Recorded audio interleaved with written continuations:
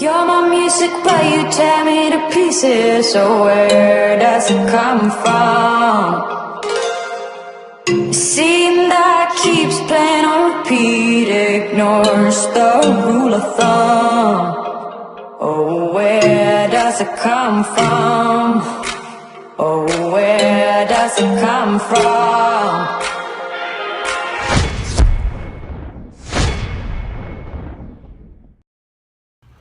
Hey, welcome back to Season 2 Championship Prep, Episode 9, I believe. This is one day before my Championship semi-final.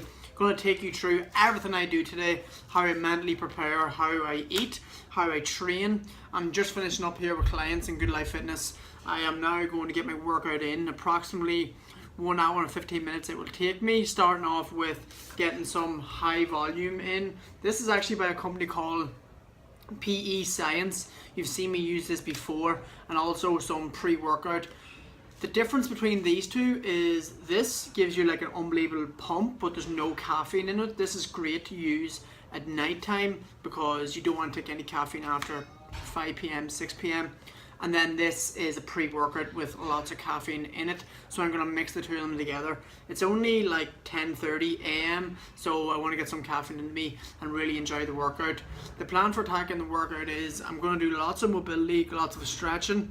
I'm also going to be doing lots of sweating. I'm going to do a cardio session first. I'm going to walk on the treadmill, do some low intense steady state, burn about 350 calories. The reason being, I am doing a refeed today, which means I'm going to be carb loading for the game tomorrow. You've seen in my previous videos how I eat the day before a game, but I'm going to go into more detail on why I do it and how I go about it regarding calories, macronutrients, and also burning fat the day before a championship game. So talk about the food situation right now. I'm going to talk about the workout. I'm going to jump on the treadmill, burn 350 calories, do lots of mobility stretching. I'll take you through my mobility routine the day before a training game or a championship game or training, whatever it is. And I'll also take you through my new piece of equipment, which is the glute bands, which will help me fire my glutes for the game tomorrow. I'll use them in the warm-up tomorrow as well.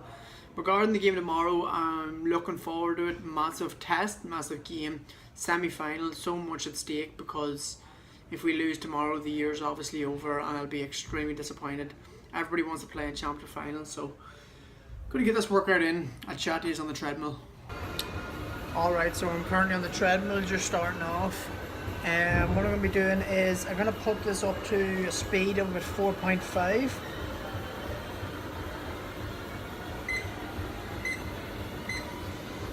So every treadmill is different, so find a treadmill that you understand. I don't want you to be jogging at all. It's going to be a very, very fast walk basically. That's actually too fast for me. So back in Ireland, your treadmills would be in kilometers per hour, whereas here this one is miles per hour. Although you might be on an old treadmill where you need to find out if it's miles per hour or kilometers per hour, just find a good pace like this. It should give you the estimated calories burnt in 30 minutes and 60 minutes.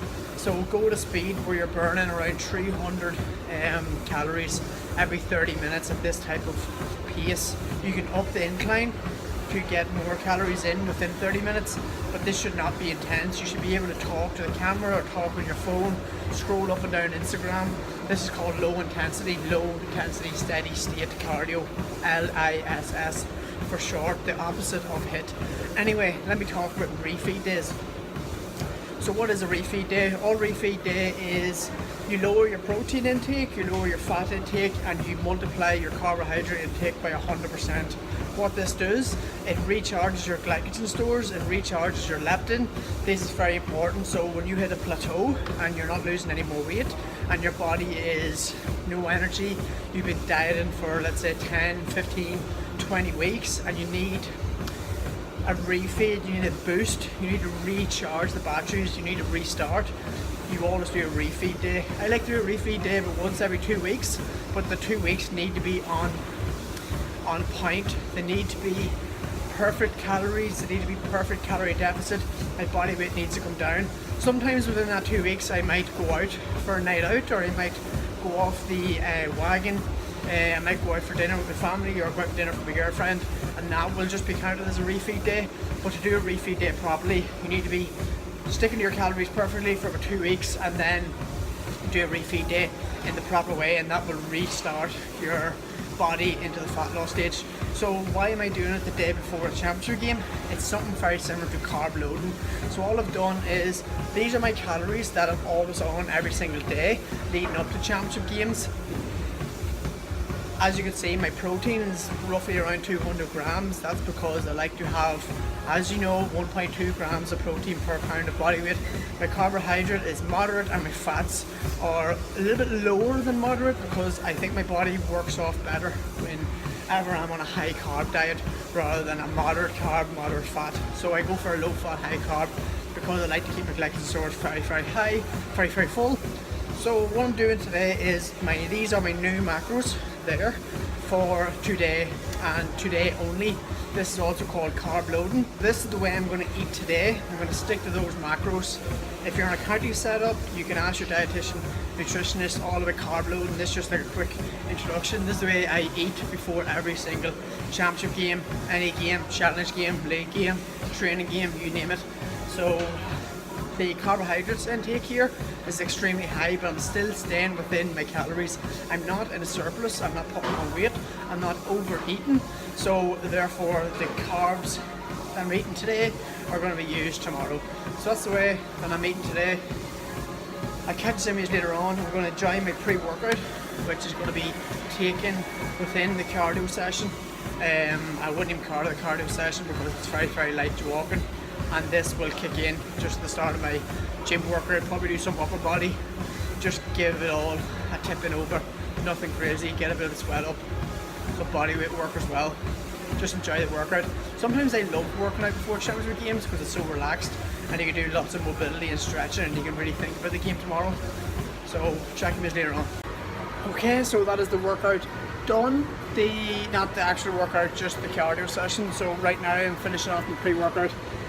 Gotta go downstairs, do a bit of an upper body pump, lots of mobility, really focus on the mobility, take about 15-20 minutes in it. Quick pump, supersetting everything on the upper body, chest, shoulders, arms. That'll probably be it. Keep myself fresh for tomorrow. Got a good sweat on, burned 300 calories there. So that will allow me, if I want to, go for dinner out tonight.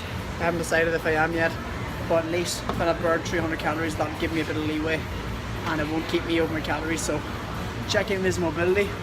I'm going to focus on hip flexors and glutes, and just trying to release any tension in the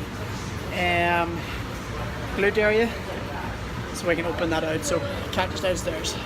Downstairs in the gym, but I thought it would be better if I came back to the house and talked you through my mobility session. So I started off with the hip flexors. The two most important parts of the body that you want to open out for GAA before a game is your hip flexors and also your glutes. So I started off with the hip flexors. I did about 2 minutes on each leg, on each side of the hip, and I focused on pushing down my hips towards the floor, and every 2 minutes changing and then going that bit deeper.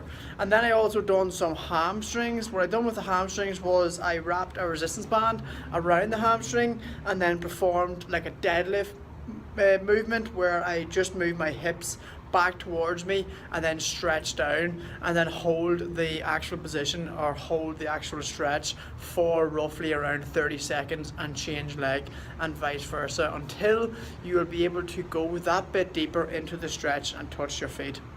Another thing I done was foam rolling. Foam rolling was extremely painful. I focused on opening out my quads, my hips, my glutes. I also threw on some glute bands as well. I just ordered new glute bands off a company called Ryko, so you can check them out as well. I just went on to Amazon, and if you type in glute bands, then they will probably send out 5 different types of glute bands. They will usually come between light to XX heavy. I put this on my Instagram story. If you don't follow me on Instagram, then follow it down below. I post a lot in my story there regarding GAA. I also done an amazing stretch called the couch stretch, or if some of you don't know, it's called the pigeon stretch as well. I call it the couch stretch because you could do it on your couch in your living room, and it's simply making sure that your knee and your foot is on the box or the couch, and you are holding your foot with your left hand if your right foot is up on the box, and pressing your belly button towards your foot and then towards your knee. It is absolutely amazing. Give it a go.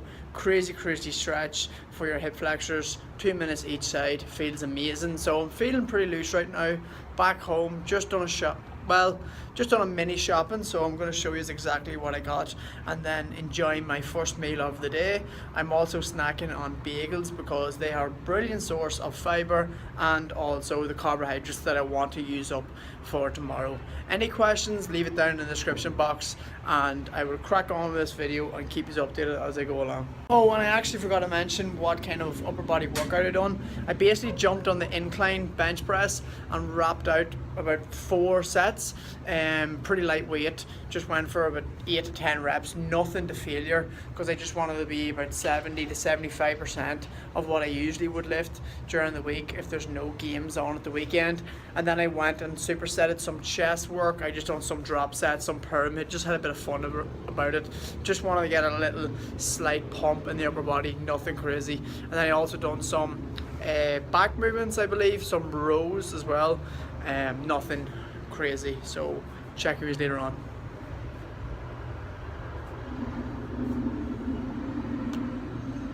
So I'm just after doing like a mini shopping just for today because I have no fruit in my press, I have no pasta sauce, Greek yogurt. So we're starting off with the strawberries. These are pretty straightforward. What I like to do is I like to chop up strawberries, chop up banana, chop up some apples and throw them into some Greek yogurt. Look how unbelievable this Greek yogurt is. If you're ever going to get Greek yogurt, this is what you need to be looking out for, okay?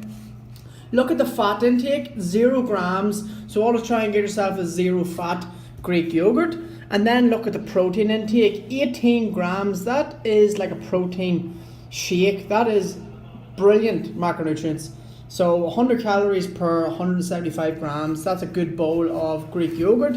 You can put this into your smoothies, or you can put this into a bowl and then put even a scoop of protein powder into it, mix it up, and then put your fruit into it. Usually you could get like 40 grams, 45 grams of protein whenever you use this along with a protein powder. Unbelievable. So what I like to do is put bananas in that, put some apples, and put some strawberries. They're the only 3 fruit that I really enjoy. So carb sources for today: pasta, unbelievable for your carb source, unbelievable for the day before a match. Pasta sauce. Now what do you look for whenever you are getting pasta sauce? This is called tomato puree with basil leaf. Try and look for some puree because there's no other shit in it, it's just tomatoes.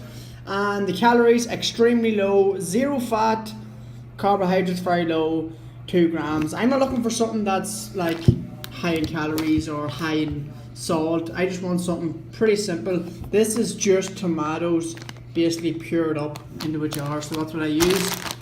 I will talk you through the pasta intake, pretty straightforward. I don't even look at the calories here because I don't care. Very high in protein, surprisingly. And yeah, I'm gonna get that into me today. I'll talk you through the first meal.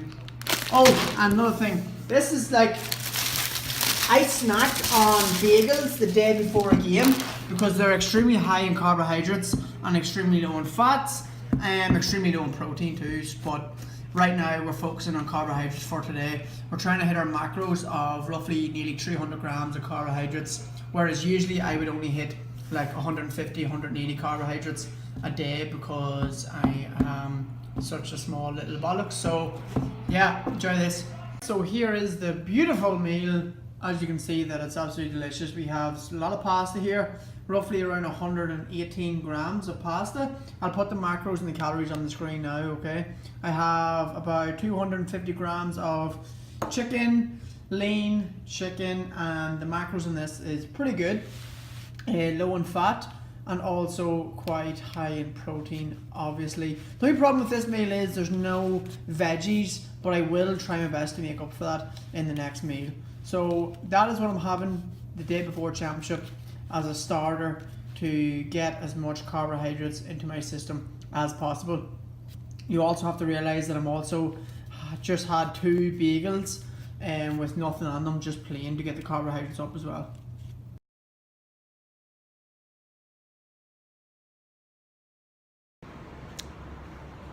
Welcome back. As usual, I always manage to fuck up the vlog and make a mess of it, but I think I left you yesterday with the footage of me having my meal with the pasta, and then I showed you some footage of the grocery shopping I'd done. I showed you footage of my workout, I showed you footage of my mobility stretching.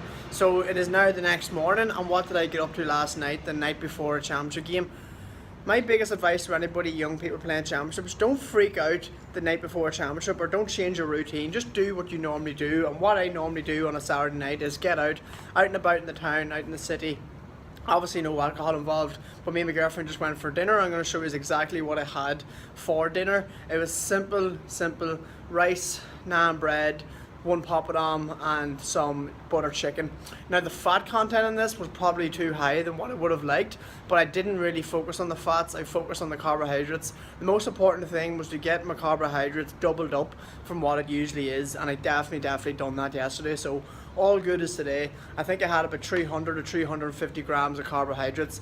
Also, I did 300 calories burnt on the treadmill like you've seen in the footage, so there is another 300 calories that went towards carbohydrates. So that is another way that you can use burning calories throughout the day to eat them back later on that night, so you can use them for today's championship game. So it's the morning of the game. Check out the next video, which will be live for you within the next 24 hours, on how we done, did we win, how did I play, any footage, any points, whatnot.